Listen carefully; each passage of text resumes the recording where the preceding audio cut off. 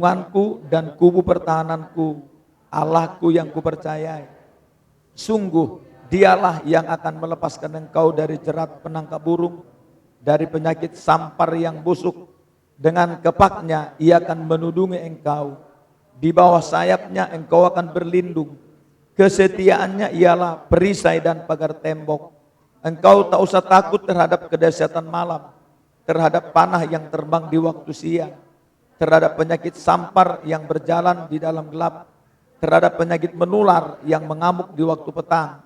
Walau 1.000 orang rebah di sisimu dan 10.000 di sebelah kananmu, tetapi itu tidak akan menimpamu. Engkau hanya menontonnya dengan matamu sendiri dan melihat pembalasan terhadap orang-orang fasik. Sebab Tuhan ialah tempat perlindunganmu, yang maha tinggi telah kau buat tempat perteduhan. Malapetaka tidak akan menimpa kamu, dan tulah tidak akan mendekat kepada kemahmu. Sebab malaikat-malaikatnya akan diperintahkannya kepadamu untuk menjaga engkau di segala jalanmu. Mereka akan menatang engkau di atas tangannya, supaya kakimu jangan terantuk pada batu. Singa dan ular tedung akan kau langkahi. Engkau akan menginjak anak singa dan ular naga. Sungguh hatinya melekat kepadaku, maka aku akan meluputkannya. Aku akan membentenginya, sebab ia mengenal namaku. Bila ia berseru kepadaku, aku akan menjawab. Aku akan menyertai dia dalam kesesakan. Aku akan meluputkannya dan memuliakannya. Dengan panjang umur akan kukenyangkan dia, dan akan kuperlihatkan kepadanya keselamatan daripadaku. Haleluya. Bapak, Ibu, Saudara yang saya kasihi dalam nama Tuhan Yesus.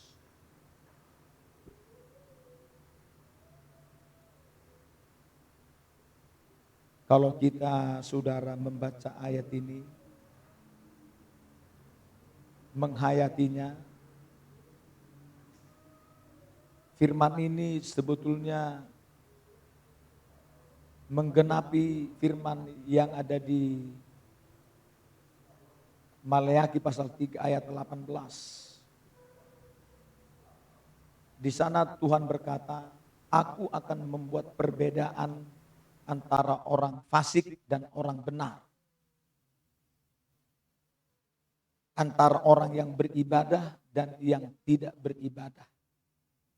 Itu kata kalimat firman Tuhan itu, saudara. Seperti yang baru saja kita baca. Bagaimana, saudaraku, nasib mereka yang disebut orang fasik di sini? Yang dikatakan, engkau akan melihat pembalasan terhadap orang-orang fasik. Kalau kita baca ayat yang ke-8 bagian itu. Sementara kita anak-anak Tuhan, sesuai dengan judulnya, saudara, ada jaminan perlindungan dari seperti ayat ini begitu luar biasanya datangnya penderitaan, masalah, persoalan. Kata firman Tuhan ini, sudah. Kalau kita baca ini, begitu luar biasa, saudara, masalah atau penderitaan yang dihadapi. Itulah sebabnya, saudaraku, kalau bisa ya, ini diusahakan selalu diperkatakan. Kalau bisa ya pagi dan malam. Karena seperti yang dikatakan oleh ayat ini, ayat 2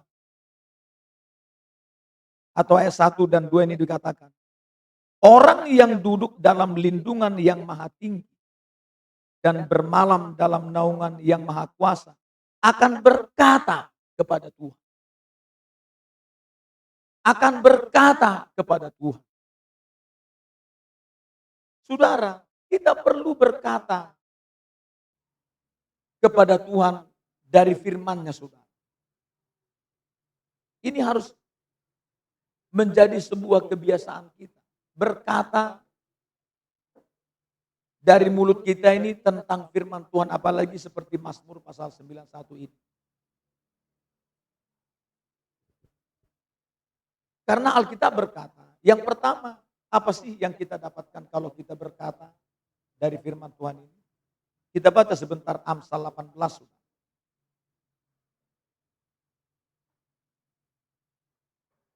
Lihat kata-kata ini.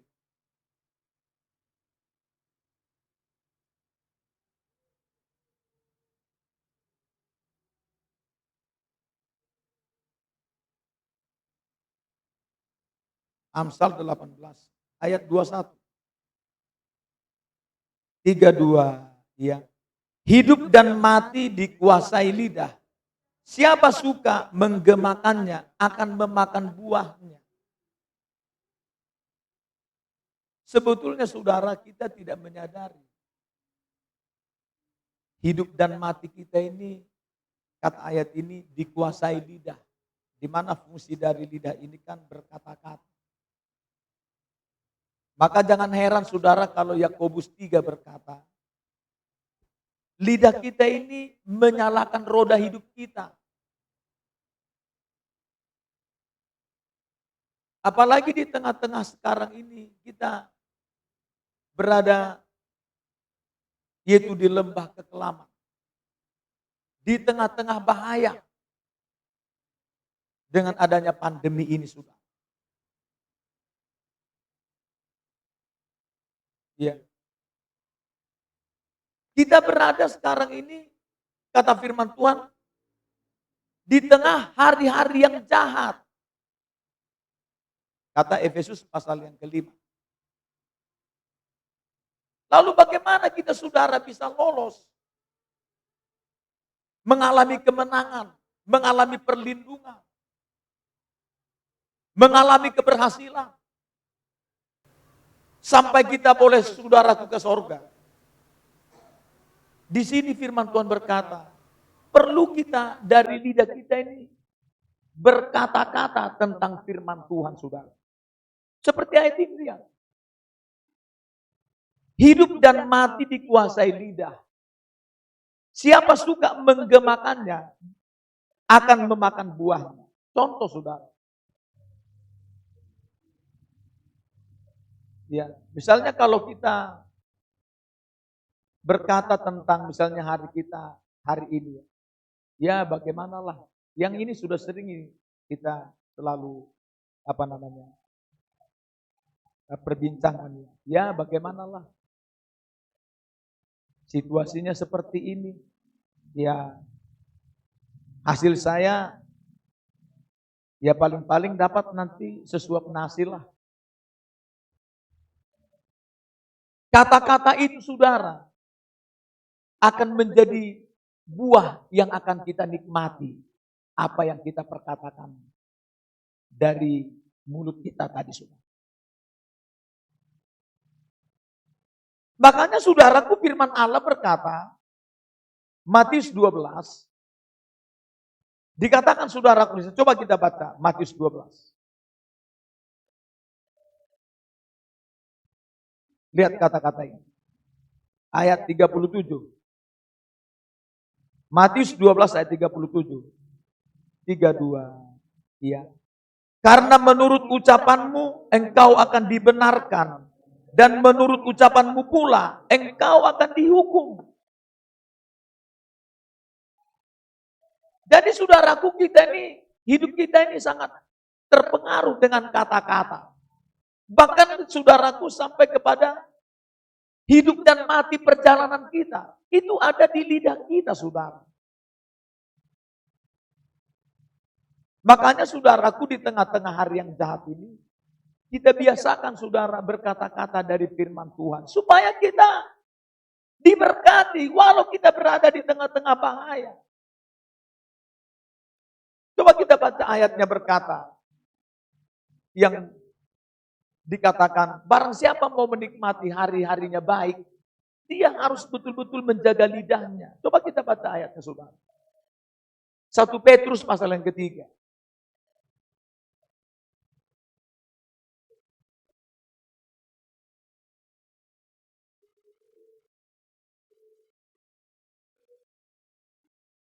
1 Petrus 3 ayat 10 dan 11. 1 Petrus 3, 10 dan 11. 3, 2, ya. Siapa yang mau mencintai hidup dan mau melihat hari-hari baik, ia harus menjaga lidahnya terhadap yang jahat dan bibirnya terhadap ucapan-ucapan yang menipu. Ia harus menjauhi yang jahat dan melakukan yang baik. Ia harus mencari perdamaian dan berusaha mendapatkannya. Lihat saudara, kita berada di tengah hari-hari yang jahat, kata Efesus 5. Tapi kita bisa menikmati itu menjadi hari yang baik buat kita. Kalau apa? Kalau kita menjaga lidah kita terhadap yang jahat dan bibir terhadap ucapan-ucapan yang menipu. Ini saudara, makanya kita berkata, hidup dan mati dikuasai lidah. Kita tidak menyadari hari yang kita lewati, kita lalui, saudara. Saudara tahu? Itu adalah hasil dari lidah kita berkata-kata. Makanya sering saudaraku kita berkata-kata dari firman. Seperti tadi berkata, di tengah-tengah situasi sulit. Mazmur 91 berkata, orang yang duduk dalam lindungan yang maha tinggi dan yang bermalam dalam naungan yang maha kuasa akan berkata kepada Tuhan.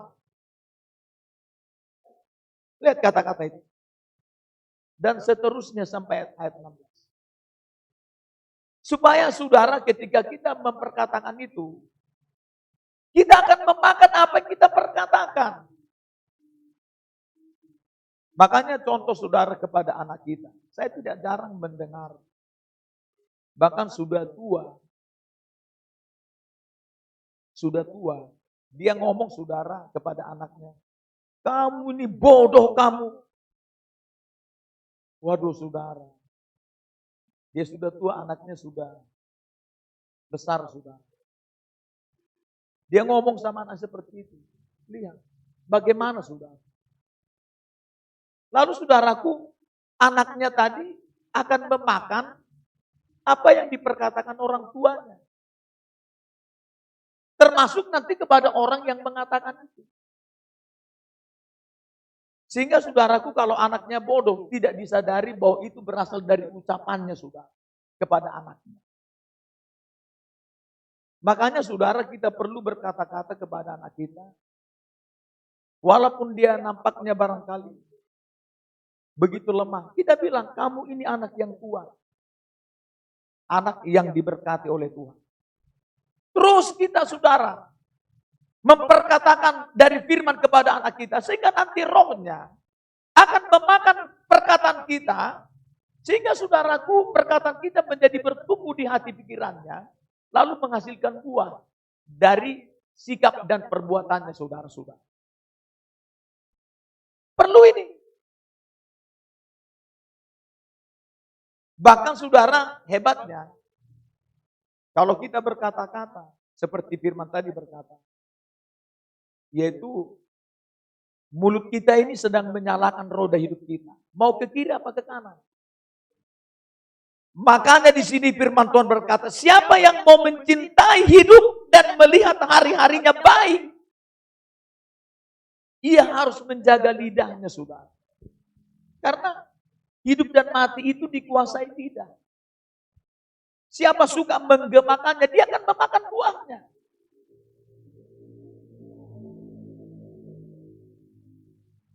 Sama seperti dalam pengkhotbah 5.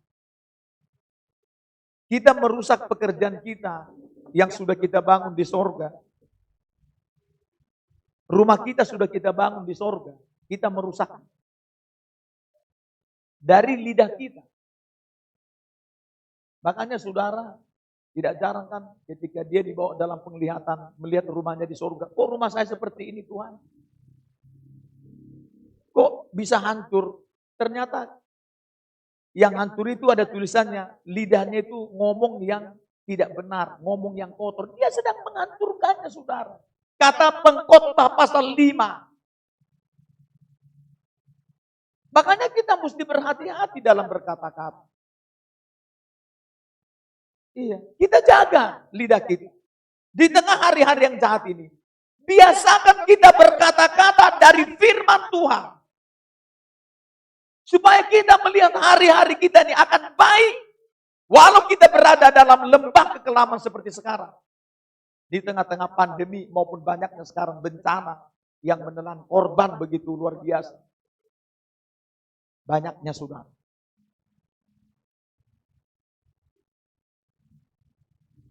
Bahkan yang juga lebih hebat itu, ada hebatnya lagi, bukan lebih hebat mau saya. Ada seperti ini, coba kita baca.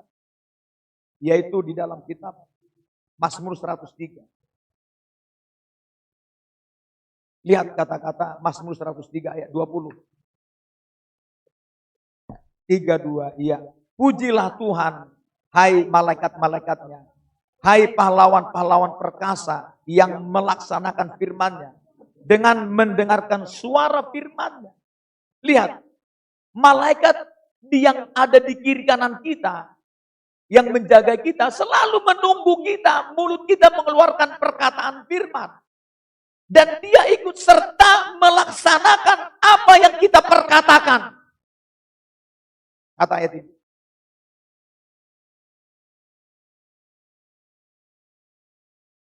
Kalau dalam penglihatan, kita ini kemana-mana selalu disertai oleh malaikat. Dikawal. Ya, itu ada jaminan firman. Itu firman berkata. Makanya tidak jarang anak-anak Tuhan kalau melihat kami bawa mobil kemana. Di kiri kanan mobil kami itu ada malaikat terbang. Mengkawal kami sudah di perjalanan. Makanya pernah di sini ada anak Tuhan. Saya bawa mobil, ya namanya sendirian hari itu berangkat. Artinya saya drivernya. Karena semua teman ada kesibukan masing-masing. Lalu saya bawa. Bayangkan saudara, Sabtunya saya puasa begitu ya. Malamnya doa semalaman. Seperti tadi malam lah. Pagi jam 10 kami sudah berangkat. Bersiap-siap sudah semua. Sampai di sana kita melayani lagi. Ada yang sakit, kita diundang. Mendoakan mereka. Lalu kita pulang. Kita bawa lagi mobil. Supaya gantian jangan terlalu capek sendirian. Bersama dengan teman. Sampai di rumah, kami masih ngobrol-ngobrol di jalan. Tidur sebentar paling dari jalan tol itu. Ke sini, sampai di sini. Udah itu saudaraku harus berdoa lagi sampai pagi.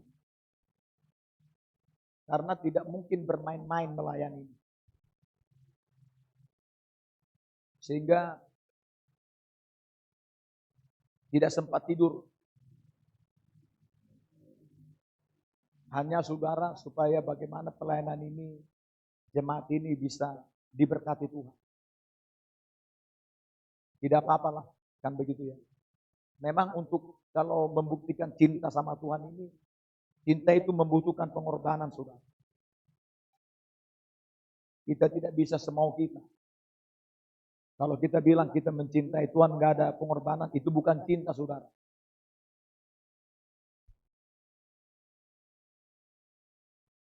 Iya. Lalu saudaraku, pas pulang, dilihatnya lah saya bawa mobil sendirian. Apa? Saya tertidur lagi bawa mobil. Tidur. Nggak taunya dilihatnya yang bawa mobil itu malaikat. Dia berkata, ada apa dengan Amang itu? Saya tidak tidur sudah. Tahu-tahu, udah di mana ini? Aduh. Saudara, begitulah ya. Ada malaikat di kiri kanan kita. Tapi saudara itu karena nggak sengaja loh ya. Nanti jangan bilang, oh nggak apa-apa lah. Nanti malaikat ini, lalu saudara tidur.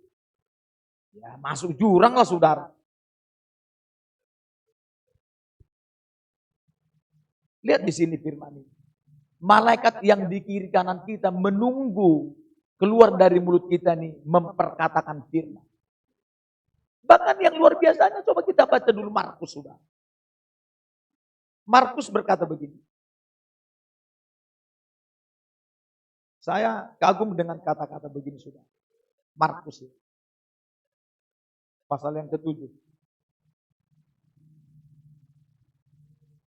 Ayat 29 dan 30. Kita baca. Markus pasal 7 ayat 29 30 32 ya. Maka kata Yesus kepada perempuan itu, karena kata-katamu itu, pergilah sekarang sebab setan itu sudah keluar dari anakmu. Perempuan itu pulang ke rumahnya, lalu didapatinya anak itu berbaring di tempat tidur sebab setan itu sudah keluar. Apa kata-kata perempuan ini? Kalau kita baca sejak awal, terutama ayat 28. Walau dia direndahkan, memang dia adalah orang asing. Kalau dalam Alkitab orang asing itu dulu kelasnya sama dengan binatang.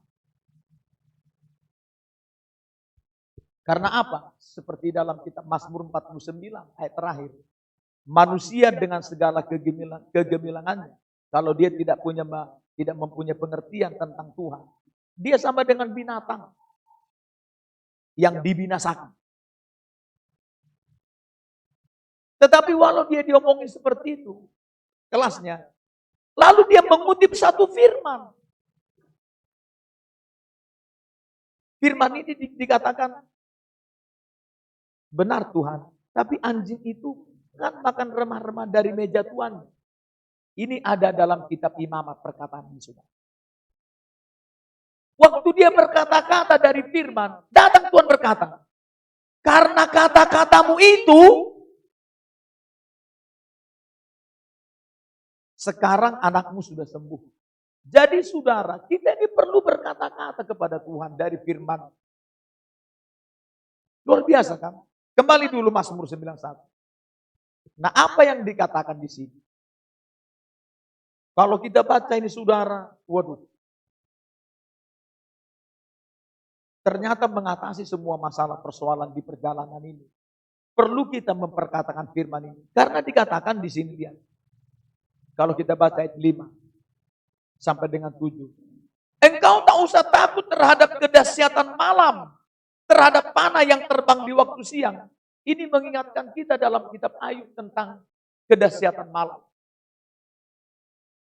Kalau kita baca Ayub saudara pasal 27 tentang kedahsyatan malam.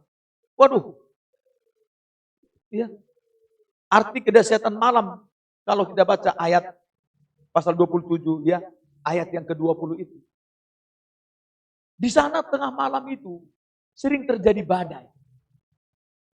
Sering terjadi angin topan. Dan ketika orang tidur ini tidak disadari. Tahu-tahu dia sudah dead. Sudah mati sudah. Karena datangnya kedahsyatan malam. Belum lagi saudaraku dikatakan di sini. Terhadap panah yang terbang di waktu siang. Kita sudah tahu kan. Ini bicara saudara tentang peperangan. Lalu saudara terhadap penyakit sampar yang berjalan di dalam gelap. Saudara kita harus tahu. Penyakit sampar itu seperti sekarang penyakit COVID-19 ini. Dia berjalan di dalam gelap. Kalau dia berjalan di dalam gelap siapa yang dia temui? Orang yang di dalam gelap. Orang fasik. Orang fasik ini kita jangan bilang, gak usah dulu orang luar. Orang Kristen juga banyak yang fasik, saudara. Banyak. Bahkan mayoritas orang Kristen. Iya, kalau kita lihatlah saudara. Hidupnya gak berbeda kan dengan kelas orang fasik. Banyak Kristen sekarang. Kita sedih saudara aku melihat seperti itu. Dikatakan ayat ini, lihat saudara. Ketika dia berlaku fasik, berarti hidupnya dalam kegelapan. Maka ketika datang penyakit sampar, maka dia akan bertemu dengan orang orang yang di dalam gelap, orang itu yang akan kena. Tapi kalau kita hidup di dalam terang Tuhan, terang dengan gelap mana bisa ketemu saudara? Enggak ketemu itu. Kata 2 Korintus pasal 6. Mungkinkah terang dan gelap bisa bersatu? Tidak bisa. Maka kalau hidup kita saudara sebagai orang benar, disebut kita adalah orang di dalam terang Tuhan. Ketika datang penyakit sampar yang berjalan sekarang dalam gelap, dan kita tidak lihat itu. Ayat firman tadi berkata, kita akan aman dalam lindungan yang maha tinggi, yaitu Tuhan Yesus. Terhadap penyakit menular yang mengamuk di waktu petang. Artinya di sini ada timingnya dia saudara mengamuk. Makanya ada kan perkataan, ya, oh ini sebentar gelombang pertama, 2, ketiga. Ada waktunya nanti mengamuk dia. Penyakit sampar itu. Penyakit menular. Tetapi saudara kalau hidup kita di dalam Tuhan, kata ayat ini, walau 1.000 orang rebah di sisimu, dan 10.000 di sebelah kananmu, tetapi itu tidak akan menimpamu. Apa ini bukan jaminan buat kita? Saya teringat saudara sebuah kesaksian, tapi ini nggak diekspos ya, nggak dipublikasikan. Sebetulnya kesaksian luar biasa. Ada seorang ibu di daerah Jawa. Jadi mereka ini tinggal di lembah-lembah perkampungan ini. Jadi ada bukit ya. Nggak taunya saudaraku, tengah malam terjadilah longsor. Semua rumah di sana tertimbun bersama dengan orang-orang. Tapi hanya rumah ibu inilah yang aman, selamat. Dia bisa tidur ngorok. Tahu-tahu bangun pagi, dilihatnya sudah rebah di sana sini sudah tidak kelihatan lagi mereka. Tertimbun. Lalu dia ditanya, diwawancarai. Padahal dia berada di dekat tebing itu, bukit itu. Kok rumah dia sendiri kok nggak kena? Kenapa saudara? Ada janji Tuhan. Tetapi itu tidak akan menimpa. Dia bersaksi. Kenapa saya aman, kata dia. Saya selalu kalau tiap malam memperkatakan Mazmur pasal 91. Hanya itu jawaban dia. Ternyata firman Mazmur 91 inilah yang menjagai dia. Ibu itu sudah tua. Dia bersaksi, kenapa kamu sendiri? Apa kira-kira yaitu khasiatnya kok kamu bisa sendirian begini? Dia langsung bersaksi. Wah, luar biasa saudara, Mazmur 91. Mazmur ini kan nyanyian pengajaran, itu kan artinya ya. Sebuah nyanyian tapi di dalamnya ada pengajaran. Mazmur ya. Makanya sering kita bermazmur. Kalau dari kita misalnya mengarang sebuah nyanyian yang kita kutip dari Alkitab. Tahu-tahu itu mengajar. Jadi makanya berkhotbah itu enggak mesti berkhotbah begini. Kadang dari nyanyian juga kita bisa mengajar, saudara. Itu namanya mazmur. Makanya sering kita bermazmur, saudara. Dari nyanyian kita. Apa nyanyian saudaraku yang kita senangi? Nyanyian pujian, Pak, yaitu harus kita selalu ini. Jangan saudaraku ikut-ikutan dengan tren dunia ini. TikTok kita lagu-lagu dunia, saudara. Dibilang nanti kita ketinggalan zaman. Enggak ada masalah ketinggalan zaman. Jangan kita tren dengan banyaknya orang. Karena jumlahnya begitu banyak. Lalu kita sendirian. Enggak apa-apa sendirian. Walau kita dibilang enggak tren. Yang penting sesuai firman Tuhan hidup kita. Kita bukan ikut tren banyak orang. Kita itu, saudaraku, ikut firman Tuhan. Walau sendirian.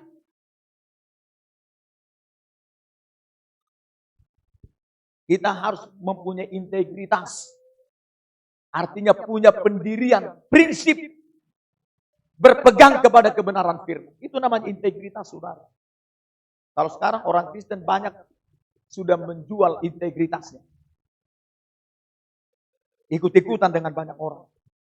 Tidak memegang firman Tuhan. Lihat di sini. Engkau hanya menontonnya dengan matamu sendiri. Ini sering terjadi. Dan melihat pembalasan terhadap orang-orang fasik. Sebab Tuhan ialah tempat perlindunganmu yang maha tinggi telah kau buat tempat perteduhan. Malapetaka tidak akan menimpa kamu. Lihat malapetaka. Dan tulah tidak akan mendekat kepada kemahmu. Lihat tulah. Saudara tahu. Yang nanti terjadi tulah. Seperti sekarang ini saudara. Jangan salah. Ini menggenapi firman yang ada di dalam kitab Wahyu pasal 6. Tentang meterai keempat ketika dibuka. Di sana ada seekor kuda. Warna hijau kuning. Dan yang menungganginya adalah maut. Beserta dengan rombongannya. Lalu dia diberi kuasa untuk membunuh seperempat isi dunia ini. Makanya kita perlu mendoakan bangsa kita. Ini minimal. Jangan menjadi saudaraku terkena itu. Paling tidak kota Palembang ini, di mana kita berdomisili. Itu sudah pernah Tuhan ngomong itu. Doakan kota kalian. Ya, supaya jangan terkena bencana dan penyakit yang sekarang sedang melanda. Kita harus tekun mendoakan kota kita, apalagi bangsa kita ini. Kita kasihan sudah. Apa yang bisa kita lakukan? Minimal berdoa. Lihat, tulah tidak akan mendekat kepada kemahmu. Kemah ini apa? Rumah. Makanya ketika tadi saya bilang perempuan itu, rumah dialah yang tidak terkena tulah itu sudah. Kan ada 4 ya kalau di paling tidak di Wahyu 6 itu. Apa dibilangnya? Kuda hijau, kuning itu. Pedang, sampar, kelaparan, binatang buas. Ini adalah tulah yang menimpa dunia. Tetapi dikatakan tulah tidak akan mendekat kepada kemah. Di rumah kita pun dia tidak berani. Tidak akan berani mendekat. Sehingga kita tetap aman dalam rumah kita. Karena ada jaminan perlindungan Tuhan. Ini harus kita saudaraku, terus kita gemakan ya di mulut kita ini perkataan firman ini. Bayangkan kalau ada malaikat Tuhan menjaga kita. Apa enggak luar biasa? Tapi saudaraku banyak enggak percaya dengan firman ini. Sehingga mengabaikan. Mereka lebih percaya kepada pendapat sendiri. Pengetahuan sendiri. Pengertian sendiri. Banyak orang enggak percaya kepada firman ini. Padahal firman ini sudah teruji. Banyak orang enggak percaya kepada yang bisa dipercaya. Tapi banyak orang yaitu percaya kepada yang tidak bisa dipercaya. Ya, banyak orang percaya kepada yang tidak bisa dipercaya. Ya. Mereka enggak percaya kepada yang bisa dipercaya. Seperti ayat ini. Dibilang, nggak benar itu kata-katamu itu. Lihatlah situasi ini. Ya sudah, apa yang dia bilang terjadilah sama dia. Hati kita harus tetap, saudaraku, berpegang kepada firman. Lihat di sini. Malaikat-malaikat yang akan diperintahkannya kepadamu untuk menjaga engkau di segala jalanmu. Segala jalanmu. Ada jaminan kita, saudara. Ada jaminan perlindungan. Jaminan kemenangan. Jaminan keberhasilan. Ini saudaraku, jaminan bagi kita. Tapi banyak orang gak percaya. Seperti tempo hari ya, yang saya bilang. Ya ada saudara kami. Saya ajak dia beribadah. Ayo kita beribadah. Takut. Nanti kena COVID. Nanti bisa berbahaya. Bukankah ada jaminan firman ini kalau beribadah diberkati gitu? Dijauhkan penyakit. Tapi nggak percaya. Dia percaya apa kata orang. Nggak taunya apa. besoknya kena COVID. Gereja bukan tempat penyebaran COVID, saudara, bukan. Malah orang yang sakit sembuh. Kalau percaya. Kan begitu, saudara. Kalau yang sakit. Cuman kalau seperti Alkitab ya jangan lupa Imamat pasal 13 dan 14 mengenai kalau ada sakit menular, memang dia perlu mengisolasi diri. Kata Imamat pasal 13 dan 14. Ya, itu memang dikatakan Alkitab. Dia tidak boleh masuk kepada perkemahan, apalagi ke bait Allah. Sementara dia di sana dulu. Menunggu 7 hari. 7 hari nggak ada perkembangan, tunggu 7 hari lagi. Sampai nanti sudah bisa diperiksa oleh imam. Bagaimana, sudah oke? Udah oke katanya. Oke, baru kamu bisa berkata. Ada ayatnya saudara berkata seperti itu. Jadi tidak salah saudara kalau ada yang mengisolasikan diri. Nah, saudaraku, kepada siapa diberi ini yang seperti ini? Kata firman ya. Kepada ayat yang ke-14. Coba kita ulangi ayat 14. Coba kita baca. Ayat 14 Mazmur 91. 3-2. Iya. Sungguh hatinya melekat kepadaku. Maka aku akan meluputkannya. Aku akan membentenginya. Sebab ia mengenal namaku. Disinilah letaknya kuncinya saudaraku. Supaya kita aman dalam lindungan yang maha tinggi. Ketika kita sedang duduk. Ketika kita sedang bermalam. Ketika kita dalam perjalanan, kata firman tadi, kita saudaraku, ayat ini berkata, aku akan meluputkannya dan membentenginya. Kepada siapa ini? Yang pertama, ini ada dua ini yang perlu kita pahami. Yang hatinya melekat kepada Tuhan. Yang kedua, yang mengenal nama Tuhan. Dua ini saudara harus melekat dalam diri orang percaya. Yaitu apa ya? Hatinya yang melekat kepada Tuhan. Apa arti hatinya melekat kepada Tuhan?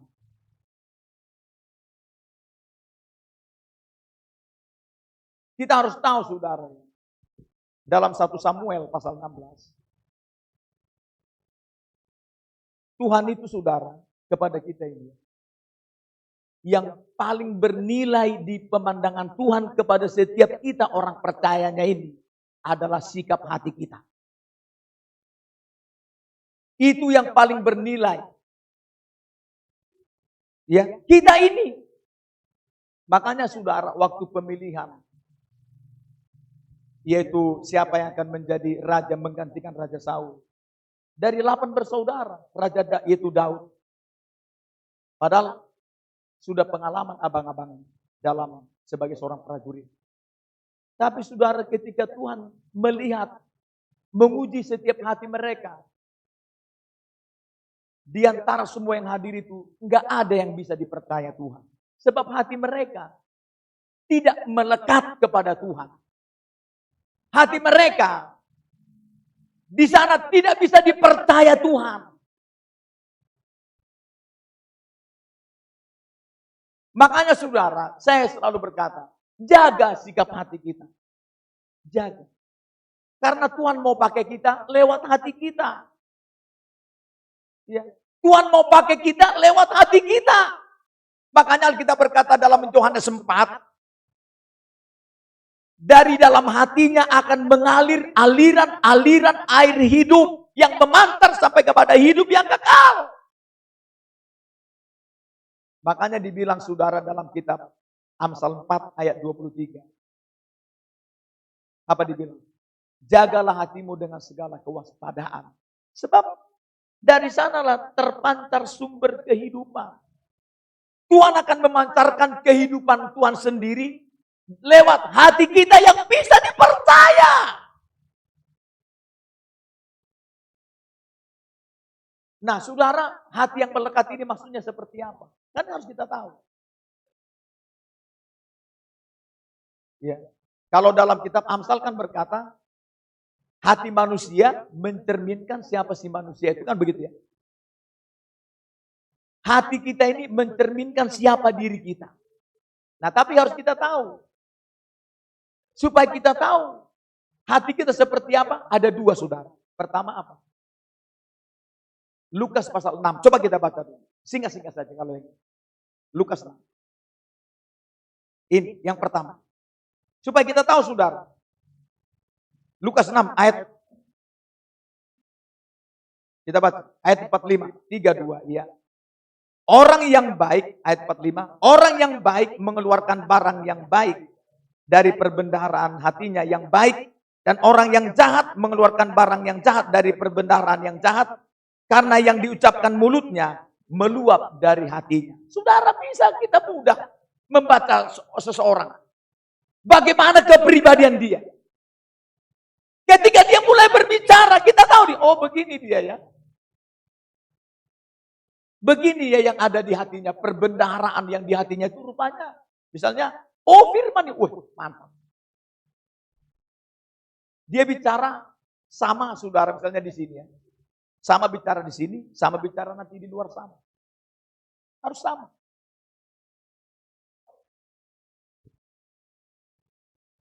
Dari sini. Ini orangnya saudara. Lalu supaya kita disebut melekat hati kita apa? Kalau yang keluar adalah firman Allah, baru disebut hati kita baik. Di sana melekat kepada Tuhan. Seperti firman berkata ya. Kalau yang melekat ini kan seperti Yohanes pasal 15 ayat 7. Barang siapa tinggal di dalam aku dan firmanku di dalam dia. Itu namanya seperti ranting melekat pada pokok anggur. Kita diranting-ranting. Melekat pada pokok anggur. Sebagai ranting yaitu kita manusia. Itu kelihatan saudaraku. Dari perkataan kita. Dari mana perkataan? Dari hati kita. Apa yang keluar dari mulut kita? Itu meluap dari hati. Nah, kalau hati kita bukan firman, berarti hati kita nggak melekat sama Tuhan. Mudah kan membacanya kan? Mudah. Kalau hati melekat kepada Tuhan, hati waktu dia ngomong, ini yang pertama dulu. Dia ngomong itu dari firman. Dari firman Tuhan. Itu berarti dia sudah tinggal di dalam Tuhan dan firman-Nya tinggal di dalam dirinya. Kata Yohanes 15 ayat 7. Yang kedua apa? Matius 15. Coba, ini tadi perkataan, ini perbuatan. Matius 15. Coba kita baca, sama-sama kita belajar. Ayat yang ke-19.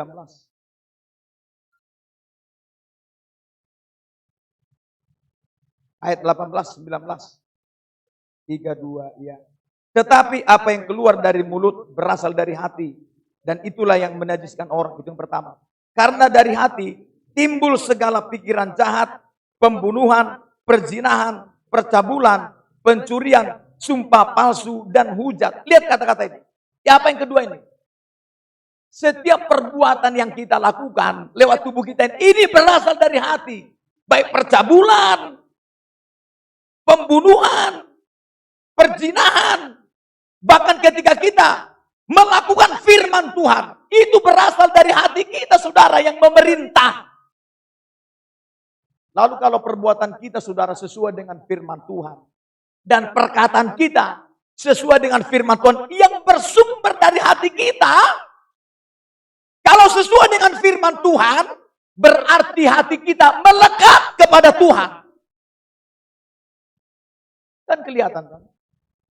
Jadi hatinya yang melekat kepada Tuhan akan diluputkan. Jadi berjuang saudara, hati kita yang bisa dipercaya Tuhan melalui perkataan dan perbuatan kita sesuai firman-Nya, itu namanya hati kita melekat kepada Tuhan.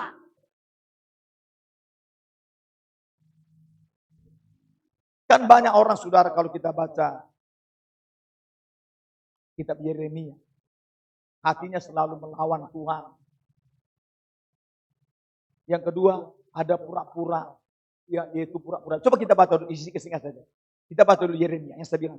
Ini Yeremia ini sangat luar biasa. Coba kita baca. Yeremia pasal 5. Yeremia 5, kita baca. Ayat 23. Singkat saja. 32, iya. Tetapi bangsa ini mempunyai hati yang selalu melawan dan memberontak. Mereka telah menyimpang dan menghilang. Saudara lihat.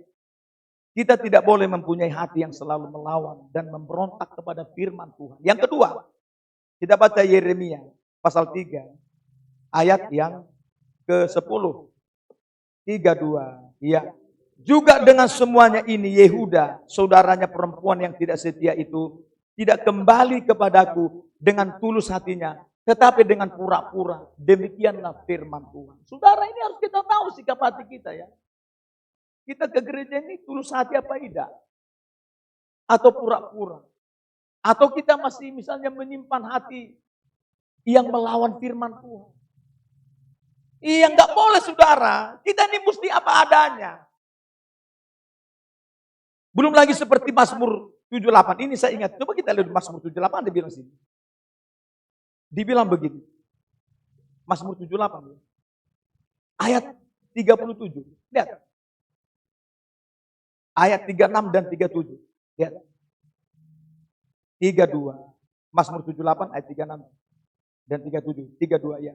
Tetapi mereka memperdaya dia dengan mulut mereka. Dan dengan lidahnya mereka membohongi dia. Hati mereka tidak tetap pada dia. Dan mereka tidak setia pada perjanjiannya. Lihat. Ada hatinya tidak tetap sama Tuhan. Kadang-kadang setia, kadang-kadang tidak. Enggak tetap. Enggak tetap ini berarti enggak melekat, saudara. Enggak melekat. Yang kedua tadi, hanya pura-pura saja, tulus. Yang ketiga, hatinya masih melawan kepada firman Tuhan. Ini enggak boleh kita miliki, saudara. Tapi kita harus memiliki hati yang melekat kepada Tuhan. Baru kita diluputkan saudara dari apa yang sedang terjadi sekarang menimpa dunia ini. Hati kita melekat enggak sama Tuhan? Yang saya bilang tadi melekat itu apa? Seperti ranting pada pokok anggur. Yang dikatakan oleh Tuhan Yesus apa? Barang siapa tinggal di dalam aku dan firmanku tinggal di dalam dia. Itu namanya melekat. Baru melekat. Kalau sudah melekat hati kita sama Tuhan, apa dikatakan? Aku akan meluputkannya dari semua yang akan terjadi, yang menimpa dunia ini, saudara. Makanya jangan heran dalam kitab Wahyu pasal 3. Ketika jemaat yang ada di Philadelphia melekat hati mereka dengan cara menuruti firman melalui perkataan dan perbuatan mereka. Apa kata di sana? Coba kita baca firman. Wahyu ini. Pasal 3. Lihat kata-katanya. Wahyu pasal 3. Oh, luar biasa kata-katanya. Ayat 10. Wahyu 3 ayat 10. 32, iya. Karena engkau menuruti firmanku untuk tekun menantikan aku, maka aku pun akan melindungi engkau dari hari pencobaan yang akan datang atas seluruh dunia untuk mencobai mereka yang diam di bumi. Lihat. Datang pencobaan menimpa sekarang seluruh dunia ini. Tapi apa dibilang? Kalau hati kita melekat kepada Tuhan dengan cara kita menuruti firman-Nya melalui perkataan dan perbuatan kita, disebut hati kita melekat kepada Tuhan, maka kita akan diluputkannya dari semua yang terjadi, yang sedang menimpa dunia ini, saudara. Kata ayat ini. Jadi hati kita yang melekat itu, tinggallah di dalam Tuhan dan turuti firman-Nya, sudah. Dan kelihatan kita menuruti firman melalui perkataan dan perbuatan kita yang sesuai dengan firman-Nya. Karena ketika kita berkata-kata dan bertindak, berbuat, berarti itu muncul dari hati kita. Hati kita berarti di sana melekat kepada firman-Nya, kepada Tuhan itu sendiri, saudara. Ada jaminan. Yang kedua di sini apa? Aku akan membentenginya sebab ia mengenal namaku. Wah, saudara. Kita dibentengi. Karena mengenal. Jadi saudara, kalau kita mengenal Tuhan, baru kita dibentengi. Apa itu artinya mengenal Tuhan? Harus tahu ya. Mengenal Tuhan itu saudara. Kita mengenal Tuhan itu ada setidaknya dua cara. Cara Tuhan ya. Yang pertama, Tuhan sendiri langsung memperkenalkan diri. Lewat Roh Kudus. Dijelaskannya siapa Yesus. Yang kedua, hamba Tuhan juga lewat Roh Kudus memperkenalkan Yesus itu kepada kita. Kita mulai kenal siapa Tuhan dari dua bagian ini. Oleh Roh Kudus ya yang mengerjakannya. Satu, Roh Kudus memperkenalkan itu kepada kita. Yang kedua, Roh Kudus memperkenalkan dirinya lewat hamba Tuhan, lewat khotbah-khotbah seperti ini. Baru setelah kita sudah mulai, saudaraku, mendengar penjelasan itu, kita mulai tahu siapa Tuhan. Tapi jangan sekedar mengetahui Tuhan. Yang disebut mengenal itu tidak sekedar tahu firman. Tapi disebut di sini, coba kita baca. Mengenal itu seperti apa? 1 Yohanes pasal 2. Lihat kata-kata ini. 1 Yohanes 2. Ayat 3. 3, 2. Ya. Dan inilah tandanya bahwa kita mengenal Allah. Yaitu jikalau kita menuruti perintah-perintahnya. Saudara, ketika Roh Kudus memperkenalkan Yesus secara pribadi kepada kita, melalui perintah-perintahnya kita turuti. Yang kedua, ada hamba Tuhan yang dipenuhi Roh Kudus memperkenalkan siapa Yesus melalui perintah-perintah firman yang dikhotbahkan. Lalu ketika kita mulai mengetahui firman itu, mengenal siapa dia, lalu kita lakukan firman itu, kita turuti, disebutlah kita mengenal siapa Tuhan. Kata ayat ini. Jadi kita tidak hanya banyak pengetahuan firman ya, tapi enggak menurutinya. Kalau hanya mengetahui tapi enggak menuruti, nanti kita seperti orang Farisi, saudara. Tapi kita tahu tentang Tuhan, juga kita melakukan apa yang kita ketahui dari Tuhan itu, yaitu melalui perintah-perintahnya, firman-Nya kita lakukan. Disebutlah ayat ini, jikalau kita mengenal Dia, berarti kita menuruti perintah-perintahnya. Itu namanya mengenal. Kalau sudah kita mengenal Tuhan, saudara, seperti ini, maka kita akan dibentengi Tuhan. Dipagari Tuhan. Apakah luar biasa kita ada benteng kita? Itu kalau kita, saudaraku, membangun pengenalan kita akan Tuhan. Iya, makanya kalau orang mengenal Tuhan itu apa dibilang? Orang yang mengenal Tuhan percaya kepada Tuhan itu sendiri. Kata Mazmur, saudara. Apalagi dalam kitab Daniel. Orang yang mengenal Tuhan pasti kuat. Karena yang mengenal tadi adalah orang yang dia dengar firman dari Roh Kudus melalui dua bagian tadi. Dari dirinya sendiri ada Roh Kudus. Yang kedua dari hamba Tuhan mengajarkan firman oleh Roh Kudus. Lalu dia mulai tahu tentang Tuhan. Dan dia menuruti firman itu. Disebut dia, saudaraku, mengenal Tuhan. Dan orang yang mengenal Tuhan pasti kuat.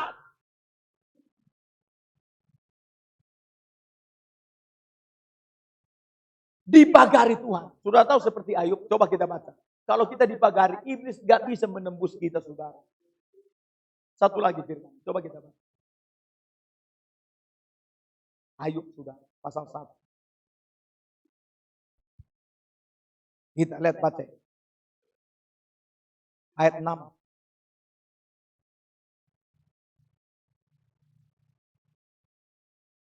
Ayat 6.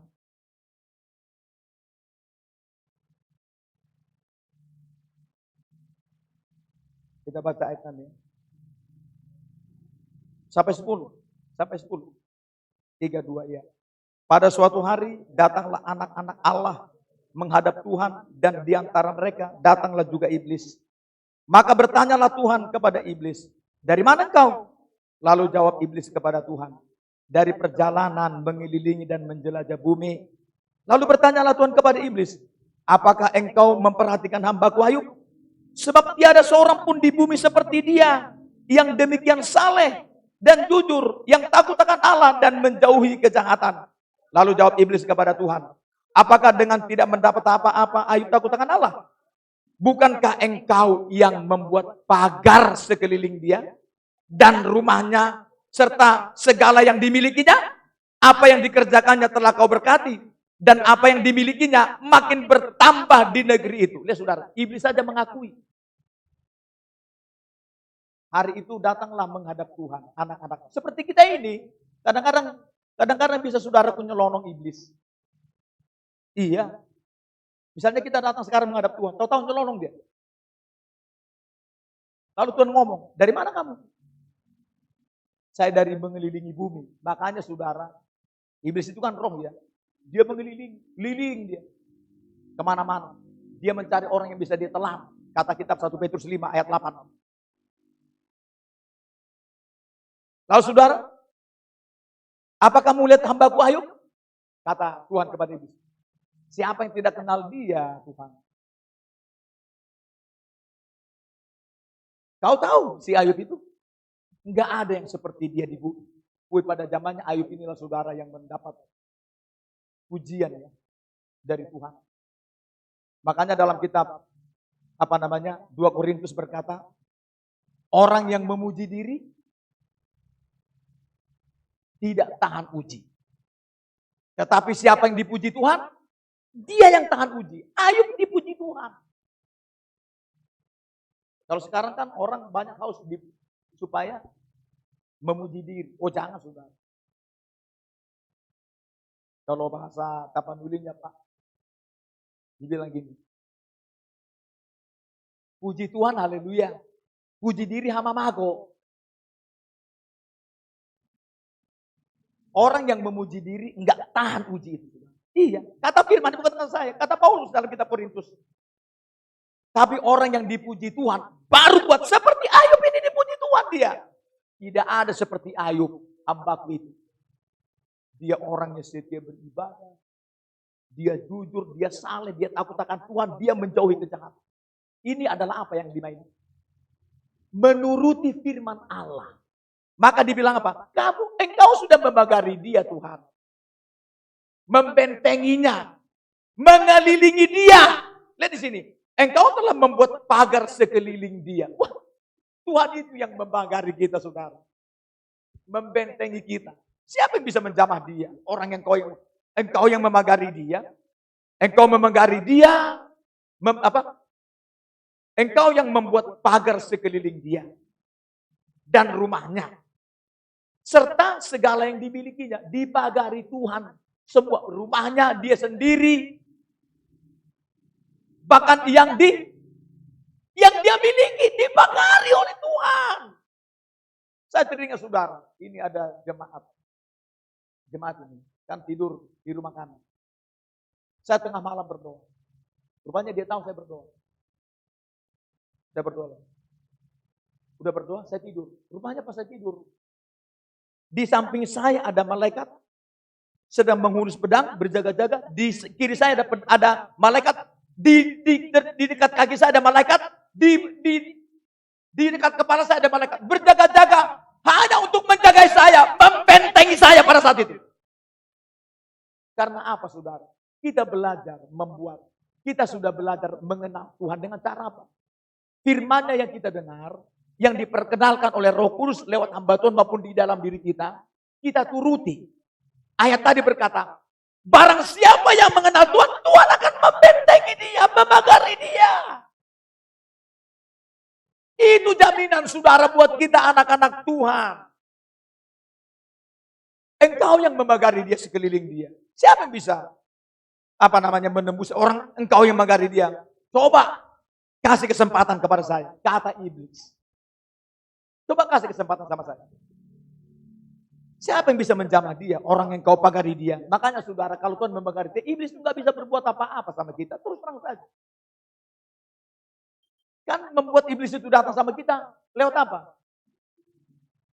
Kita yang membuka pintu buat dia. Lewat apa? Lewat dosa. Dosa itulah pintu masuk dia kepada kita. Dosa itu juga tempat dia memasukkan berbagai penyakit dan masalah. Itulah sebabnya saudaraku, penting kita seperti dalam Mazmur 119 ayat yang ke-9 dan 11 yang berkata, bagaimana kita menjaga diri kita supaya kelakuan kita bersih? Menjaga diri kita sesuai dengan firman-Nya. Kalau sudah kita jaga diri kita dengan firman Tuhan kita lakukan, kita pasti dipagari oleh Tuhan, dibentenginya. Ada jaminan buat kita saudara di tengah-tengah kesulitan sekarang. Kunci utamanya saudara, seperti Ayub ini, Tuhan mengakui dia. Makanya tergenap ini dalam 2 Timotius pasal 2 ayat 19. Apa dibilang sana? Tetapi dasar Allah itu teguh dan meterainya ialah Tuhan mengenal siapa kepunyaannya.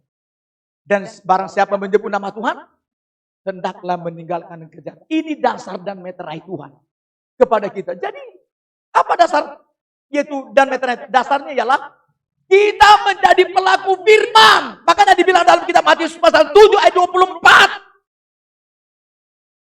Barang siapa mendengarkan firmanku dan melakukannya, dia sedang membangun rumahnya di atas dasar batu. Dasar kita itu batu. Apa itu batu? Tuhan Yesus yang adalah firman.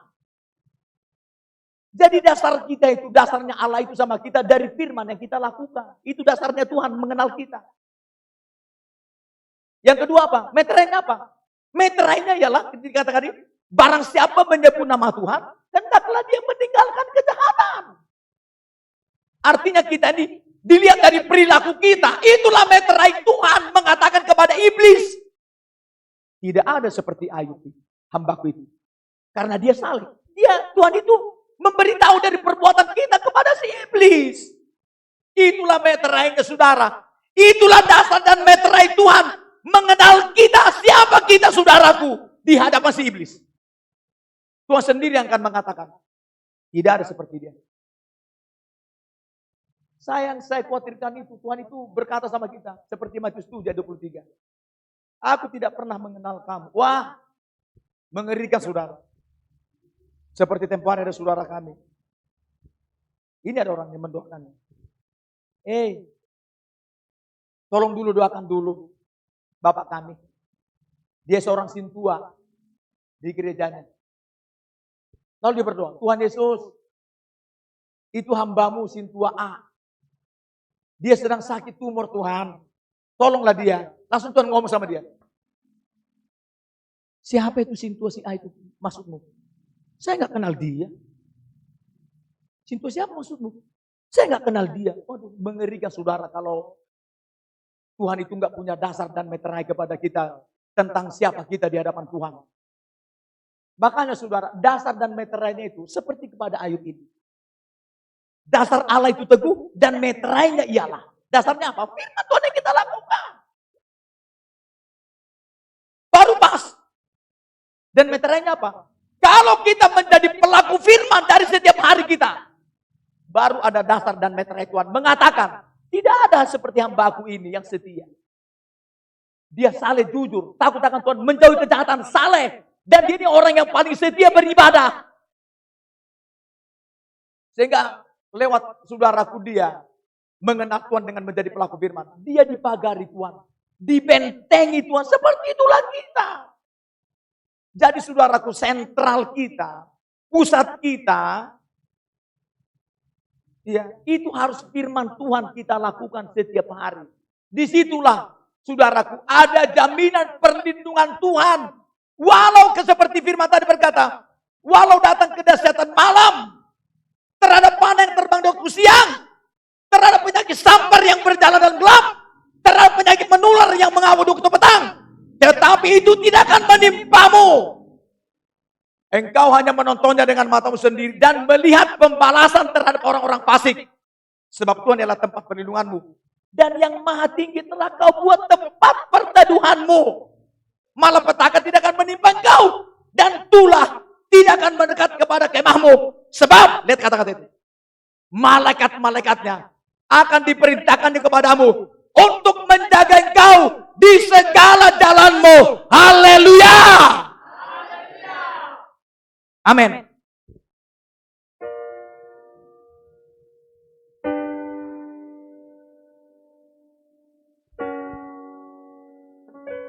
Baik saudara.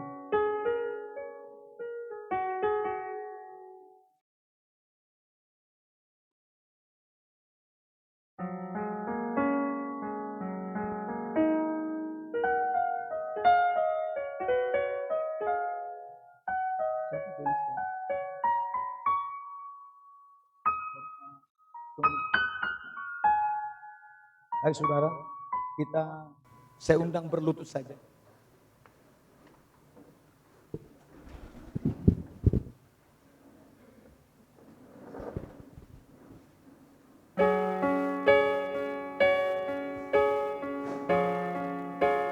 Kita angkat pujian kepada Tuhan.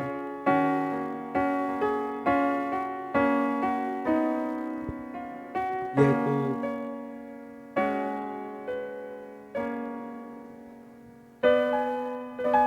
firman-Mu berkata, Kau beserta.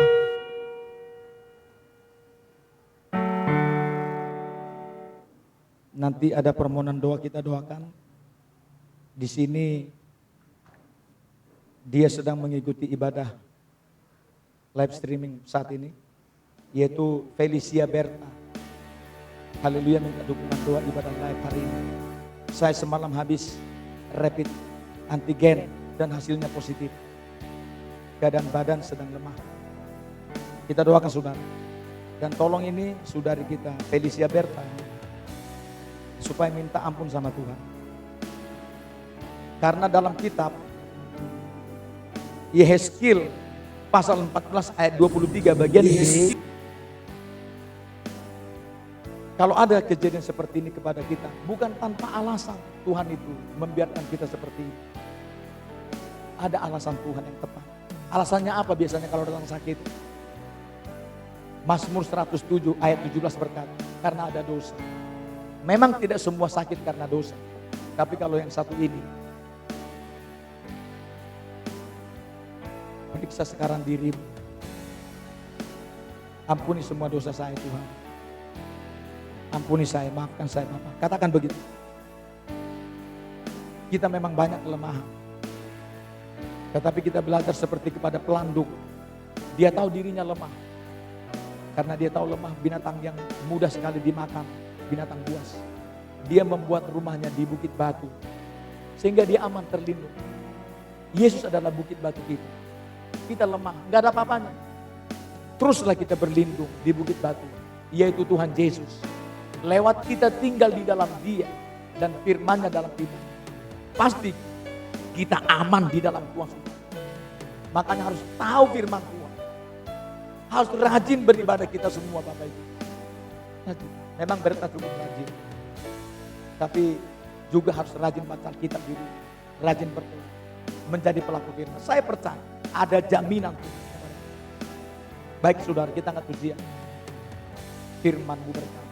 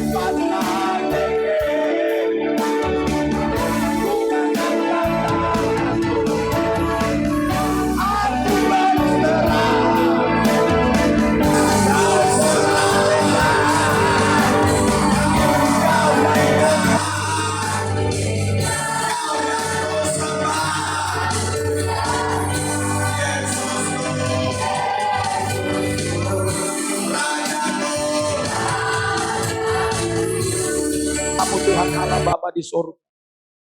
Yang kami sembah Engkau Bapa di dalam nama Tuhan Yesus Kristus.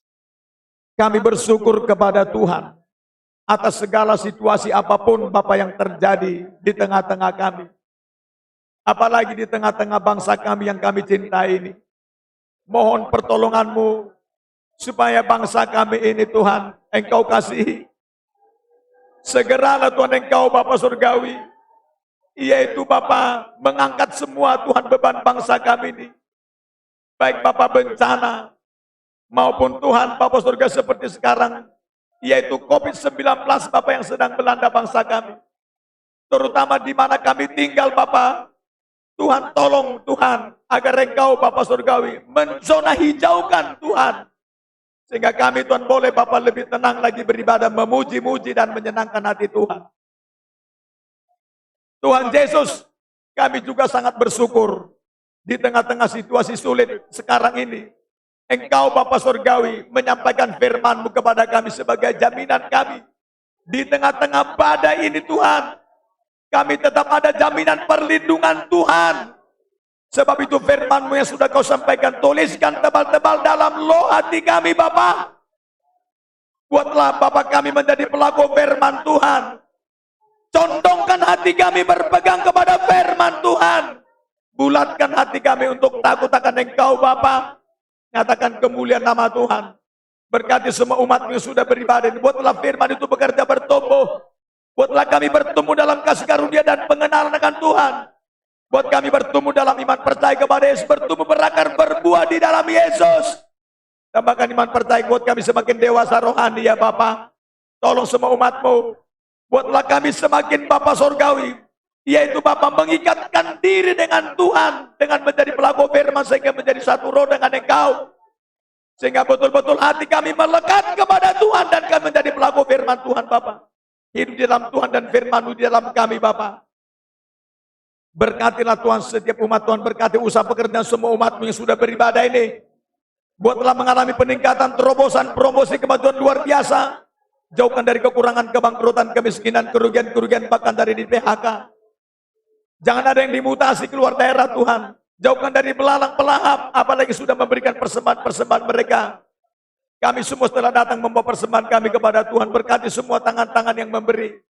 Tuhan, kami berdoa juga pada saat ini Tuhan Yesus. Agar Engkau juga Tuhan Bapa, yaitu memberikan pekerjaan mulu pada pekerjaan kepada kaum bapak, kaum ibu, muda-mudi, serta yang sudah lulus sekolah dan yang akan lulus sekolah. Di kota ini saja Engkau buat Bapa Surga yang di Palembang ini. Pekerjaan menetap, penghasilan memadai, pekerjaan tidak bertentangan firman dan jangan berhalangan beribadah. Dan juga Tuhan Bapa, jangan ada yang keluar dari, yaitu Bapa penggembalaan Umpas Sidangbo ini. Yaitu karena mencari pekerjaan tidak ada Tuhan Bapa di kota ini maksimal. Tolong siapkan pekerjaan kepada mereka di kota ini Tuhan semua. Mereka yang sedang bekerja di luar kota Tuhan. Siapkan pekerjaan kepada mereka. Kembalikan mereka ke kota ini Tuhan. Ke Umpas Sidangbo ini. Dan siapkan kepada mereka pekerjaan. Dengan penghasilan yang tidak kurang dari penghasilan mereka di luar kota Bapa. Tolong kembalikan, nyatakan kemuliaan Tuhan. Terima kasih Bapa. Demikian berkati semua anak sekolah. Berkati juga Tuhan Bapa Surgawi. Mereka Tuhan yang sedang hamil. Buat Bapak kami mereka, yaitu mereka bertumbuh dengan baik. Buat mereka melahirkan dengan baik, normal, tidak ada masalah. Dan juga Tuhan berikan keturunan yang belum ada keturunan. Jauhkan dari mandul, jauhkan Bapak dari sakit apapun. Ampuni dosa mereka Tuhan. Berkati buah kandungan istri mereka masing-masing. Dan yang ingin bertambah keturunan juga tambahkan keturunan kepada mereka Bapak. Termasuk juga Tuhan berikan coring bulu pada jodoh sesama anak Tuhan. Kirim para pemuda-pemudi ke sini, Sungai Batu dari pendopo Tuhan untuk Jonathan, anak-anak Tuhan. Dan mereka yang akan menikah, tolong supaya pihak perempuan dan yaitu laki-laki, pihak keluarga laki-laki perempuan semuanya saling mendukung, saling mensupport Tuhan, saling memberkati Bapak dan Engkau siapkan Tuhan, yaitu dana dan apapun yang menjadi fasilitas kebutuhan mereka untuk segera mereka menikah. Nyatakan kemuliaan nama Tuhan. Terima kasih Tuhan. Kami sudah percaya Tuhan sudah bekerja. Kau Bapa mengecualikan kami anak-anak Tuhan di tengah-tengah badai seperti sekarang. Bahwa Kau pasti meluputkan kami. Menjaga memelihara kami. Terima kasih Tuhan. Kita angkat pujian kepada Tuhan. Yaitu ada kuasa dalam darah. Kita doakan saudari kita Felicia. Ada kuasa dalam darah. Kita doakan saudari kita Felicia Bel. Dan juga kita doakan kembali Ibu Dortia Guru Huta Barat, yaitu yang mengalami berapa hari yang lalu kecelakaan, dan kondisinya yaitu saya sudah datang ke sana hari Jumat yang lalu kalau tidak salah, yaitu langsung mendoakan ibu itu. Saya percaya kuasa Tuhan tidak pernah berubah untuk dia. Dia juga anak Tuhan, dia dombanya Tuhan. Dia sudah janji dalam kitab Yeskiel 34 bahwa mereka yang mengalami sakit akan disembuhkan, domba-domba. Dia adalah domba Tuhan, kita domba-domba Tuhan. Termasuk di sini sudah di kitab Felicia Berta adalah dombanya Tuhan. Kalau sedang sakit, dia pasti datang. Ketika dia datang, firman Tuhan supaya dia datang. Domba-dombaiku mendengarkan suara gembala. Suara gembala adalah firman Tuhan. Minta ampun kepada Tuhan. Saya percaya Tuhan pasti berikan. Tuhan sembuhkan. Saya percaya kuasa Tuhan tidak pernah berubah. Dan mungkin kalau sekarang diisolasi dalam masa 14 hari atau 7 hari, Tuhan memberi betul-betul kekuatan yang luar biasa dan disembuhkan Tuhan. Saya percaya kita, yaitu angkat pujian sambil kita berdiri, ada kuasa dalam nama, dan nanti kita arahkan tangan kepada mereka dengan iman.